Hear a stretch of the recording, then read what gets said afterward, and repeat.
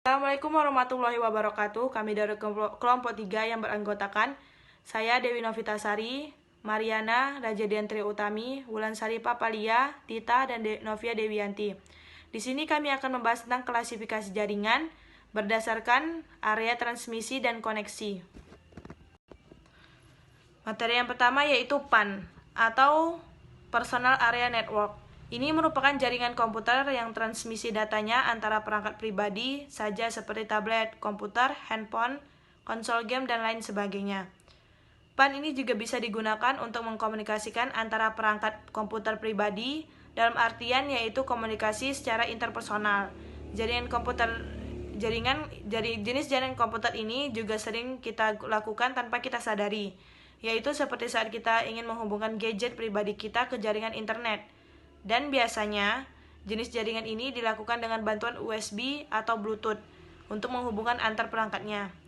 Contoh lainnya yang biasa kita gunakan pada jenis jaringan komputer ini yaitu pada saat kita ingin menonton tayangan film pada layanan streaming online menggunakan TV, dan pada saat kita ingin mengirim beberapa dokumen dari tablet, handphone, maupun laptop ke sebuah printer melalui sebuah jaringan. Jadi, selanjutnya saya akan menjelaskan sedikit tentang LAN atau Local Area Network. Jadi, Local Area Network ini hanya bisa digunakan untuk cakupan wilayah yang kecil. Contoh dari penggunaan jaringan ini seperti perusahaan, sekolah, universitas, maupun area lainnya yang memiliki cakupan wilayah yang kecil. Dalam menggunakan LAN, terdapat beberapa komputer yang saling berhubungan. Salah satu dari komputer tersebut berperan sebagai server atau bank data, sedangkan yang lainnya berperan sebagai klien. Komputer-komputer tersebut dihubungkan melalui sebuah kabel dengan tujuan menambah kecepatan dan mengamankan data saat akan dibagikan. Baiklah, pada kesempatan kali ini saya akan menjelaskan mengenai MAN atau kepanjangan dari Metropolitan Area Network. Pada jenis jaringan komputer satu ini dapat digunakan pada luar mencakup 10 km sampai dengan 50 km. Cakupan dari area yang digunakan oleh jaringan MAN ini terbilang cukup luas. Dan MAN merupakan jaringan yang sering digunakan untuk dapat menghubungkan beberapa jaringan LAN yang akan membentuk sebuah jaringan yang lebih luas lagi. Maka dari itu, jaringan ini sangat cocok untuk digunakan pada jaringan di sebuah pemerintahan pusat dalam suatu perkotaan. Nah, kita ambil contoh MAN ini misalnya untuk jaringan bank atau sistem perbankan online. Setiap bank tentunya mempunyai kantor utama, kantor cabang, dan sebagainya. Di setiap kantor tersebut mempunyai LAN. Nah, penggabungan LAN tersebut yang membentuk jaringan besar yang disebut Metropolitan Area Network atau bisa disebut MAN.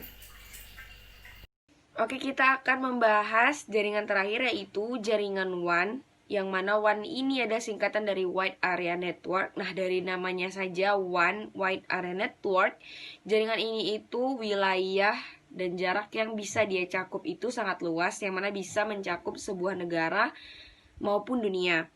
Nah, jaringan ini, sebuah jaringan besar itu pasti terdiri dari jaringan-jaringan kecil. Nah, jadi WAN ini terdiri dari jenis LAN dan MAN, yang mana jaringan tersebut adalah lebih kecil daripada WAN.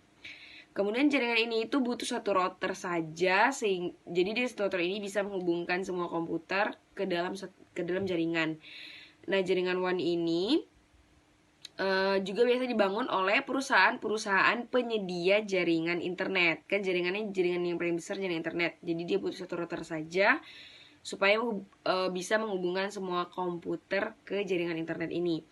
Nah, jadi jaringan WAN ini bisa dibangun menggunakan koneksi internet yang disebut dengan list line atau juga bisa menggunakan switching circuit.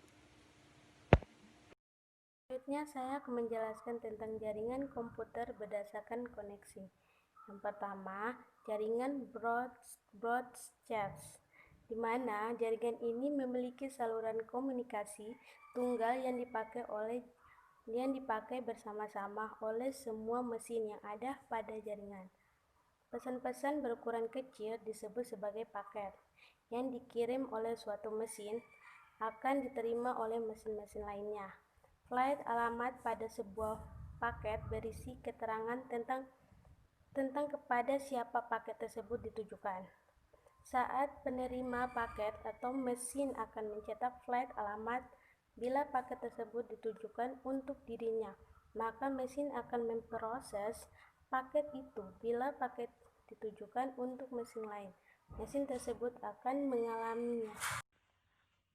Baiklah, saya Mariana. Saya akan menjelaskan tentang pembahasan yang terakhir, yaitu jaringan point-to-point. Jaringan point-to-point terdiri dari beberapa koneksi pasangan individu dari mesin-mesin. Untuk mengirim paket dari sumber ke suatu tujuan, sebuah paket pet jaringan jenis ini mungkin harus melalui satu atau lebih mesin-mesin perantara. Seringkali harus melalui banyak rute yang mungkin berbeda jaraknya. Karena itu, algoritma route memegang peranan penting pada jaringan point-to-point. Pada umumnya, jaringan yang lebih kecil atau terlokalisasi secara geografis cenderung memakai broadcasting, sedangkan jaringan yang lebih besar menggunakan point-to-point. Sekianlah hasil presentasi kami. Terlebih dan kurang, kami mohon maaf. Terima kasih.